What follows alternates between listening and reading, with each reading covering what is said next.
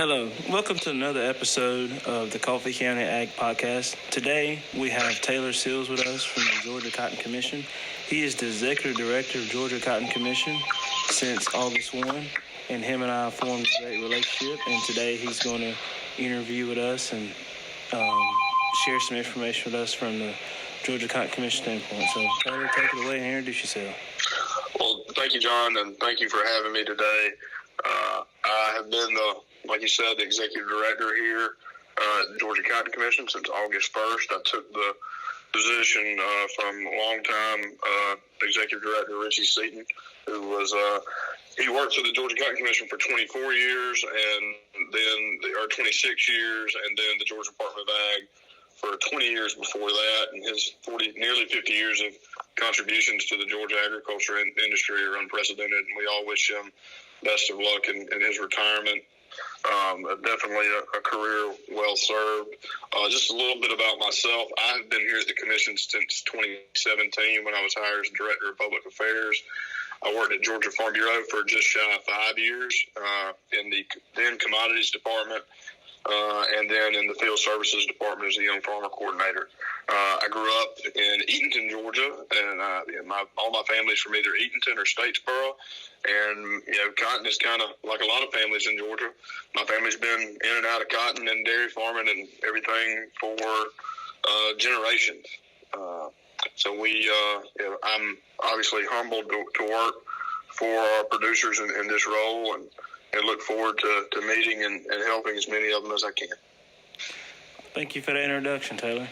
So, first question I have for you today, Taylor, is what are your short-term and long-term goals in your new role as Executive Director for Georgia Cotton Commission? Well, John, there's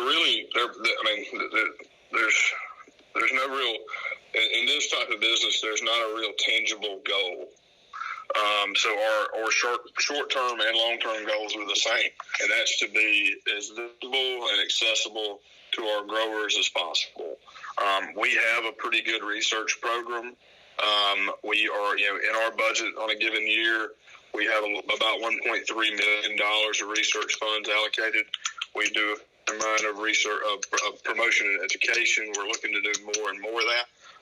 And we are very involved in what goes on from a policy standpoint through National Cotton Council and Southern Cotton Growers. The main thing that we're working on right now is that growers know who we are, what we're about, and their role in what we do. We work through that assessment. We work for all of the roughly 3,500 cotton growers across the state, and we're here to help. One of the things I tell people is that do not assume that someone has called to ask a question or with a new idea or with a complaint. That's what the guys pay us for, and we're here to help. We might not always have the answer, but I feel confident we always know someone that does. Great. So my second question, Taylor, is what is Georgia Cotton Commission doing to increase farm profitability back to cotton growers' farm in the state of Georgia? As you know, right now, cotton is, hovering around between 60 and 64 cents. And a lot of guys are worried about the future of cotton in the state of Georgia. And many of growers across the state, as well as growers in Coffee County, they are, wanting to know what is Georgia Cotton Commission doing on a state level, a federal level, or a national level to help with that? So, we're approaching. We have three kind of pillars: research, promotion, and education. So, from a research perspective, now is the time to really focus in on what the University of Georgia's, guideline isn't the right word, recommendations are for cotton production in both irrigated and non-irrigated situations. When prices are high, you can try out some new things on the farm. So a lot of what we have invested and these growers have invested in over the past 55 years is in this research and these recommendations from the university. I think that if a lot of folks, if they'll work closely with folks like you and Extension, they can figure out if they can cut a corner, how they can get an extra pound here and there in their yield. One thing, the purpose of our research program is we're doing everything we can to help a farmer make $1, save $1, or prove his or her sustainability. So we are. And everyone has a little bit different definition of sustainability, but all of these research specialists, all these projects that we're supporting, the end goal is profitability for that producer and return on investment that they're making with us. From a promotional standpoint, promoting a bulk commodity is not the easiest thing in the world. So the message that we're pushing is that by buying cotton, you are supporting the Georgia farmer. Over the last couple of years, we've made 3 ads, one of which I presented at your, it was the Coffee Atkinson Cotton Production meeting back in February or March, and we have 3 ads targeted towards different people. So we're pushing that cotton is natural, sustainable, and renewable, and we're pushing that if you buy cotton, you're supporting farmers in your community, and especially there in Coffee County. That's very true. As Coffee County is always one of the leaders in cotton acreage across the state. Now, from a federal level, and the education in this standpoint is education back to those growers. The ARC and PLC program, we ended up with a decent payment on it. There's a little over 6 cents. That doesn't sound like a lot on your PLC, but if you remember, you take your old countercyclical payment yield and multiply that by 2.4 because the seed is counted in the PLC payment.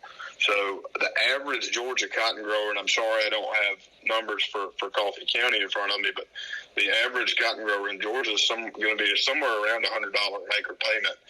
And while that doesn't sound like the biggest money in the world, every little bit helps. We had lots of people had questions and concerns about this PLC program when it came out for seed cotton rather than cotton lint. But it does seem like it is going to be helpful to our producers to help them hit their bottom lines. Okay. So if I'm not mistaken, Taylor, did you say that Georgia Cotton Commission have 3 parts to their program? Yes, research, promotion, and education. All the commodity commissions have the same missions. Okay, sounds good. I just want to ask for those who may not be aware of the 3 parts of Georgia Cotton Commission or any other commission in the state of Georgia. My last question is, what is from your opinion as the Georgia Cotton Commission, what is your outlook on the future of the cotton in the United States? So, John, I would rather not guess on that. We are not in the marketing business here at the Georgia Cotton Commission. I do have the board. It's August the 20th, a little after 3:30. The market's just closed. We did have a nice day, up 75 points today to 64.52. I've read some things online about a good chance the market goes up. I've read things online about the market going down. What I can tell you is that through the research program the growers have invested in with our cotton economist over the years, and especially now Dr. Serena Liu at UGA Tifton. I would encourage growers to get in touch through you to her. And also all of our growers are members of the National Cotton Council. If you have questions about that, they have an economics team on board. They help people forecast for what these ARC and PLC payments are based on the market. And they have a lot of they have a whole economics website. So if growers are interested, please tell them to reach out to me, to call our office at, let me get the number. It's 478-988-4235. We're here so if all National Cotton Council members can get a login to their members-only portal, and as I've mentioned before, all cotton farmers in Georgia are members of the National Cotton Council. So if they will get in touch with me, I'll work on getting them a member login for them to access that information and make some of their own judgment calls based on the information that the council has put together. Great. Thank you, Taylor. So you have any last-minute thoughts or comments you want to make to all of Georgia's cotton growers? Again, I can't stress enough how happy I am to continue to serve them in this new role. And again, please, if you have any questions, concerns about anything that's going on, get in touch with John, get in touch with me. We are here to help, and we don't know something's wrong unless you tell us. So thank you very much for having me again today, John. Great. Thank you, Taylor. Again, my name is John McLemore. I am the county agent for the University of Georgia Extension in Coffee County. And thank you for tuning in to another day's episode with Taylor Sills, the Georgia Cotton Commission Executive Director. And if you have any questions about today's podcast, please contact me at the Coffee County Extension Office at 912-384-1402. Once again, 912-384-1402. Or contact me by email at john.mclemore@uga.edu. Thank you again, and y'all have a great day. Thank you.